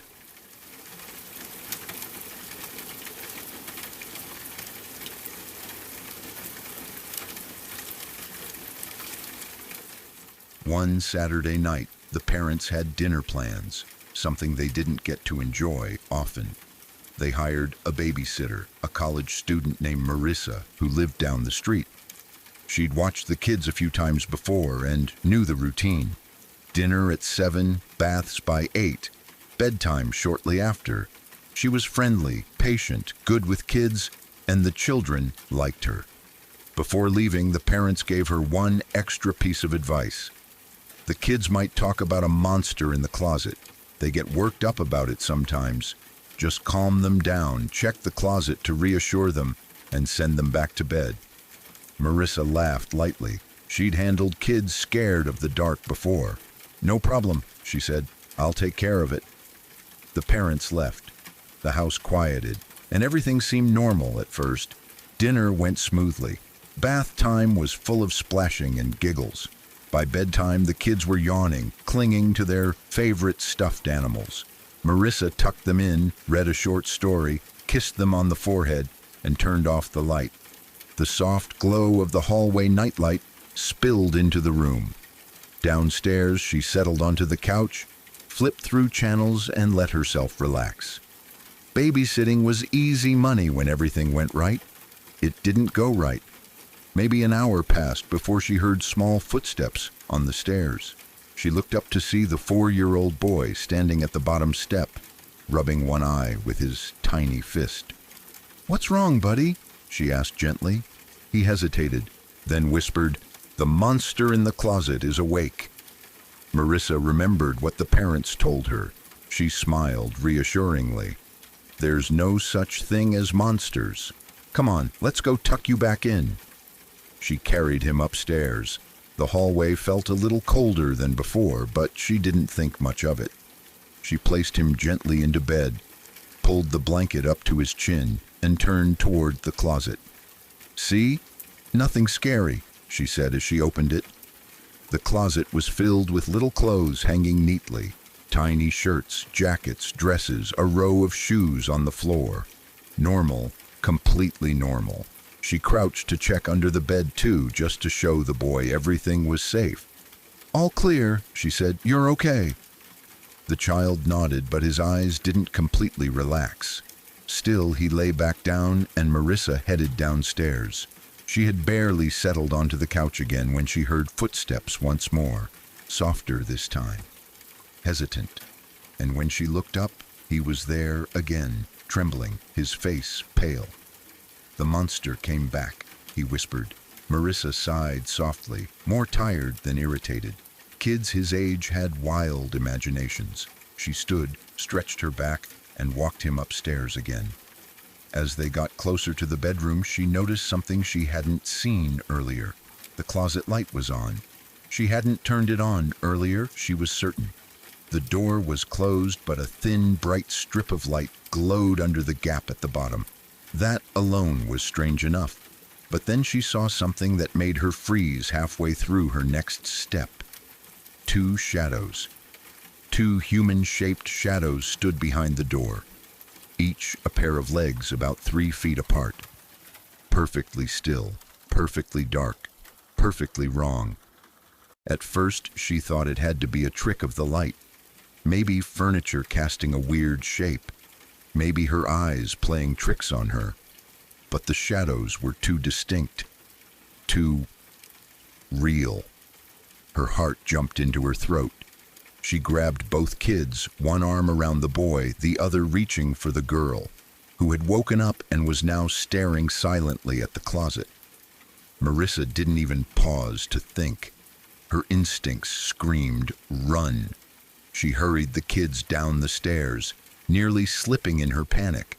Once outside, she ran with them straight across the lawn toward the neighbor's house. Her hands shook as she pounded on the door. "Call 911, she gasped. "Someone's inside." The neighbor brought them inside, locked the door, grabbed the phone, and called the police. While they waited, the kids clung to Marissa, trembling. She held them tight, shaking herself. Neither spoke, neither cried. They just listened to the silence outside, terrified of what had been in that closet. When the police arrived, Marissa went with them back to the house. Officers swept the home quickly, room by room, closet by closet. They found nothing. No sign of forced entry, no open windows, nothing missing, no footprints inside, no hiding places. Disturbed. The closet light, the one she saw shining brightly less than 20 minutes earlier, was now off. The officers exchanged looks, half concerned, half skeptical. But then one of them noticed something odd by the edge of the backyard, a trail of crushed grass leading toward the trees. A few minutes later, another officer shouted, "Found someone!" They located an older man crouched in the bushes at the edge of the property, wearing a full clown suit, a bright, colorful clown suit, even though it was past midnight. His face was painted. His hair was a frizzy rainbow wig. He held a balloon in one hand, deflated and limp. His clothes were dirty, stained from crawling in the bushes. His eyes were wide and glassy, like he wasn't fully aware of where he was. They tackled him, cuffed him, and dragged him into the open. The kids started screaming. Marissa held them close, her heart pounding so hard she felt sick. Later, the police discovered that the man had escaped from a psychiatric facility a few towns away. He had a history of breaking into homes but had never harmed anyone. Yet, he had an obsession with children and with closets. Doctors said he thought closets were gateways, though no one knew exactly what that meant. The family never stayed in that house again. And for years afterward, Marissa couldn't babysit without checking every closet first, not once, but twice or 3 times. She said she still remembers the moment she noticed the light on, the moment she saw the 2 shadows under the door, the moment she realized the kids hadn't imagined the monster in their closet at all. They had been telling the truth. Something really had been standing there in the dark, watching, waiting, and smiling behind the door.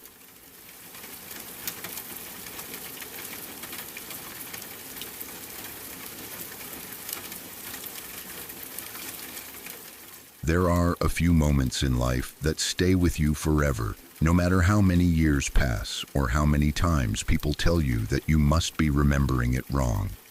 Some memories just settle deep inside you and refuse to fade. This story is one of those memories for me, something I've held on to since childhood.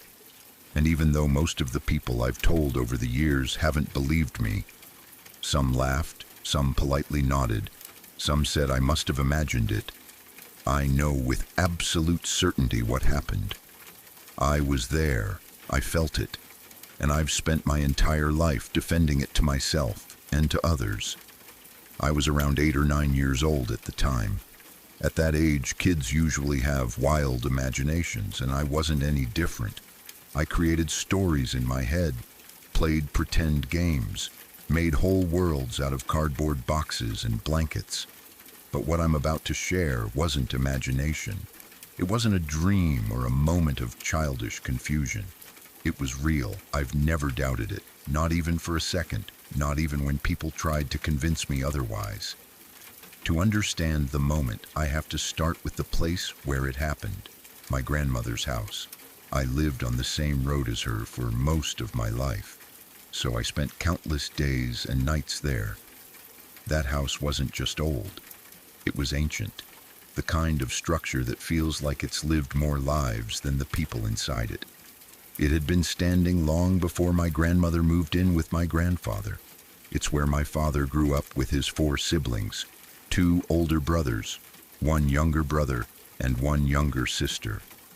All of them were raised within those walls, which made the house feel even more alive, as if the laughter and fights and memories of generations were still hanging in the air. The house was massive, not just big, massive in a way that seems almost unreal for the era in which it was built. 5 bedrooms, 3 bathrooms, 2 staircases if you counted the small one in the back, and hallways that stretched longer than you'd expect. Houses weren't typically built that large back then, at least not for ordinary families. There was something regal about it, even though it wasn't fancy or modern. It had a quiet grandeur, the kind that made you lower your voice when you walked through it, even if you didn't know why. The centerpiece of the house was the main staircase. It started in the front hallway and rose upward in a long, dramatic flight. It wasn't steep enough to be dangerous on its own, but it was long, at least 15 or 20 steps. The wooden railing was thick and smooth from years of hands sliding along it, and the steps creaked in familiar ways. At the top of the stairs, the hallway branched into several bedrooms and a bathroom. If you kept walking, you reached another hallway with more rooms and another bathroom. This was the area where my experience took place. I remember that day like it happened yesterday. The lighting, the hallway, the faint smell of something cooking downstairs. Every detail is burned into my memory. I was upstairs with my mother and grandmother. We had all been in the far master bedroom for some reason. I can't recall what we were doing there, maybe looking for something or helping organize the room, but my grandmother had been using that room at the time. I walked out ahead of them about 5 to 10 feet in front and started down the hallway toward the top of the staircase. That's when it happened. I don't know how to describe the feeling that came over me except to say that it was unlike anything I have ever felt before or since. It was as if something, some force, some presence, some invisible warmth flowed through my entire body all at once. I felt weightless, as light as air. My chest expanded with confidence so intense it didn't feel normal for a child. It was like my mind briefly stepped aside and something else took hold. Something that made me feel unstoppable, as if I could do anything in the world. And then, before I even fully knew what I was doing, my body started to move on its own. It wasn't a decision. I didn't think about running. I didn't think about jumping. My legs just did it. I broke into a full sprint toward the staircase. I wasn't scared. I wasn't confused. I wasn't even aware enough to question what was happening. That strange euphoria, light, weightless, fearless, pushed me forward. When I reached the top of the staircase, I jumped. A normal fall would have been disastrous. That staircase was long. Falling down, it would have meant broken bones at best. But as soon as my feet left the floor, the weightlessness didn't fade. It intensified. I felt suspended in the air as if gravity had loosened its grip on me. I didn't drop. I didn't tumble. Instead, I floated. That's the only word that fits. I floated down the staircase. I drifted at a slow, gentle speed, my feet barely touching anything. There was no fear, no pain, no shock. When I reached the bottom, I didn't crash or stumble. I touched down softly on the second-to-last step, the way a feather settles on a surface. The moment my feet touched the wood, everything snapped back to normal. The strange sensation vanished as quickly as it had appeared. The hallway above me looked ordinary again. The staircase felt long and tall. The air around me felt heavy again, real again. I was breathless, not from exertion, just from shock. My mind began racing to catch up to what had happened, but there was no explanation that made sense. I turned and ran back up the stairs, my heart pounding. I reached the top just as my mother and grandmother were starting to walk down the hallway. I practically shouted, "I just flew down the stairs." They both looked at me like they weren't sure whether to laugh, scold me, or worry about me. My mom frowned and said something like, "Don't be silly," and my grandmother gently told me not to run on the stairs. They didn't believe me, not even a little, but it didn't matter. I knew what I had felt. I knew what had happened. And even though I was only 8 or 9, I knew it wasn't hallucination or imagination. It wasn't pretend. My body had floated. I had been lifted, carried by something I still can't explain. As the years passed, I told the story to people I trusted, friends, a few relatives, a couple of people who I thought might understand. The reactions were always mixed. Some shrugged it off as childhood exaggeration. Some said maybe I had dreamt it. Some didn't say anything but gave me a polite nod that told me they didn't believe me at all. Eventually, the constant disbelief wore me down. I stopped telling the story. I didn't need validation. I knew the truth. But it's exhausting defending something that feels so vivid and real to people who've decided not to believe you no matter what. For a long time, I tucked the memory away. It was still there, untouched and powerful, but I didn't talk about it. It became a private part of my past. Then, years later, long after I'd stopped expecting anyone to understand, I had a conversation with my grandmother that brought everything rushing back. We were talking about the supernatural. She knew I had always been interested in things that couldn't be explained. Maybe she sensed I wanted to revisit the topic, or maybe she just felt like sharing something. Out of nowhere, she said, "Did I ever tell you about the lady with the candle at the top of the stairs?" I stared at her. The words landed in my chest like a punch. I wasn't sure what to say. I was afraid she was trying to feed into my old story, to give me something symbolic or comforting. But as she continued talking, her voice didn't sound like she was humoring me. She sounded serious, almost troubled. She told me that when her youngest daughter, my aunt, was little, she used to draw pictures of a lady in a white gown holding a candle. Not once or twice, but repeatedly. This figure always stood at the top of the staircase in the drawings. My aunt said she had seen this woman many times, felt her presence, sometimes standing still, sometimes watching, sometimes just there. My grandmother described the drawings in detail. My aunt would draw the gown, the candle, the faint glow around it. She was a child at the time, maybe 5 or 6, but the drawings were consistent. Always the lady, always the stairs. I didn't want to get my hopes up. I didn't want to assume anything. So later I went to my aunt directly. I asked her if the story was true, trying to keep my tone neutral. She didn't laugh. She didn't hesitate. She confirmed it immediately. She remembered drawing the pictures. She remembered seeing the woman. She remembered a presence near the top of the stairs. Not harmful, but powerful, unmistakable. And the place she said she felt it the strongest? Right where I had jumped. Hearing that made the hair on my arms stand up. It wasn't proof, it wasn't an explanation, but it was alignment, something that made the pieces fall into a pattern that suddenly felt less random. I don't claim to know what happened to me that day. I don't know whether the woman with the candle was connected to my experience. I don't know whether she had been protecting me, guiding me, or simply passing through. I don't know why I felt weightless, why I floated, why I jumped without choosing to. But I know this. It happened.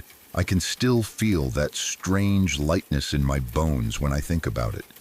I can still picture the stairway, the hallway, the shock of landing so softly. I can still hear myself shouting for my mom and grandmother, not caring whether they believed me. The memory hasn't faded. It hasn't softened. It's as sharp and clear as it was the day it happened. People can believe me or not. That's their choice. But I know what I lived through in that old house.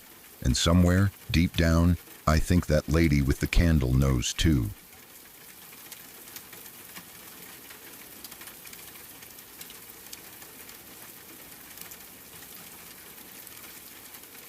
One night, when I was around 11 or 12 years old, my friends and I decided to go out and play a game of Ghost in the graveyard. It was one of those summer nights where the air feels heavy and still, and the neighborhood feels completely different once the sun goes down. In our version of the game, one person is chosen to be the ghost, and their job is to find the perfect hiding spot in the dark, while everyone else tries to track them down. On this particular night, I was the ghost. I remember feeling that rush of excitement as I ran off into the shadows, looking for a place where no one would ever think to look. I eventually found a massive, thick bush near the edge of a driveway and decided to crawl right into the heart of it. It was a great spot because the foliage was so dense that it blocked out what little light was coming from the distant street lamps. I settled in, pulled my knees to my chest, and waited in complete silence. As I sat there in the pitch black, I could hear the muffled voices of my friends as they started their search. They were wandering around the yard, their footsteps crunching on the grass. Eventually, they drifted closer to my hiding spot. I stayed perfectly still, barely even breathing, enjoying the fact that I was so well hidden. Suddenly, one of my friends stopped and looked directly toward the bush. He called out, his voice echoing in the quiet night air, saying something like, "Come on, we see you by the bush. Just come out already." I remember smiling to myself because I knew he was bluffing. I was tucked so deep into the shadows that there was no physical way he could see me. This was around 1 a.m., and without any form of flashlights or porch lights nearby, it was the kind of darkness where you couldn't see your own hand if it was right next to your face. I figured they were just trying to bait me into moving so they could win the round. Being a stubborn kid, I decided I wasn't going to give up that easily. I stayed in my hiding spot, determined to let them keep guessing. My friends didn't move on, though. They stayed right there, their voices getting a bit louder and more insistent. They kept yelling, "Come out! We know you're standing right next to the bush." At that point, I thought it would be funny to pull a fast one on them. Since they were so convinced I was inside the bush, I decided to sneak out the side very quietly while their eyes were fixed on the front. I moved like a shadow, crawling low to the ground and looping around the side of the house. I managed to get all the way behind them near the garage without making a single sound. I crept up behind one of my friends and tagged him hard on the shoulder. They all jumped and let out a collective gasp when I touched them, which was the normal reaction for the game. We usually laughed it off, but the vibe felt different this time. As they turned around and realized it was me, one of my friends looked at me with a confused and slightly pale face. He let out a nervous breath and said, "Nice scarecrow tactic, man." I stood there for a second, completely confused. I didn't know what he meant by that. I hadn't used any props, and I wasn't wearing anything weird. I asked him what he was talking about, and he just pointed back toward the bush I had just come from. I turned my head to look, and my heart nearly stopped. I saw a guy standing there. He wasn't exceptionally tall, but he was a big, broad-shouldered man. In the dim light, he looked like a solid mass of darkness, standing perfectly still exactly where my friends thought I had been. As my eyes adjusted, I realized he had what looked like a heavy hammer gripped in his hand. He wasn't moving. He was just standing there in a frozen, menacing posture watching us. The realization hit us all at the same time. That wasn't a scarecrow, and it wasn't a joke. We all absolutely freaked out. The playful atmosphere of the game vanished in a heartbeat, replaced by pure, cold terror. We didn't even stop to think. We just turned and started sprinting toward the house as fast as our legs would carry us. What made it even more terrifying was that the moment we started running, the man didn't just stay there. He started sprinting toward us. The sound of his heavy boots hitting the pavement behind us was enough to send my adrenaline into overdrive. We scrambled through the front door, slammed it shut, and locked every single bolt. We were all hyperventilating, trying to explain to my parents what had just happened. My dad immediately called 911, and we stayed huddled in the living room, staring at the door and waiting for the police to arrive. It felt like hours, but the officers were there pretty quickly. They began searching the property with high-powered flashlights, but the guy was nowhere in sight. He had vanished back into the night as soon as we had made it inside. The police started to investigate the exact area where the man had been standing by the bush. As they moved further down the driveway and into the side yard, the situation turned from a scary encounter into a nightmare. It turns out this guy hadn't just been lurking, he had been busy. The officers discovered that he had brutally beaten someone just moments before we encountered him. The victim had been hit so badly and so many times that the police said they couldn't even tell who it was at first. The level of violence was staggering. It made me realize that while I was hiding in that bush, thinking I was playing a harmless game, I was likely only a few feet away from a monster who was in the middle of committing a horrific crime. The investigation became very intense very quickly. The police were everywhere and the whole neighborhood was blocked off. They started dusting for prints and found several clear sets on the cars parked in our driveway. It seemed the man had been leaning against them or touching them as he moved through the shadows. Using those fingerprints, the forensic team was able to track him down and identify him. It turned out he was a totally insane serial killer who had been on the move. The thought that he was standing right there watching us play while holding a hammer is something that still keeps me up at night. He had been so close that if I hadn't been stubborn and moved to sneak around him, I might have been his next target. It was honestly the scariest thing I've ever experienced, and it changed the way I feel about being out in the dark forever.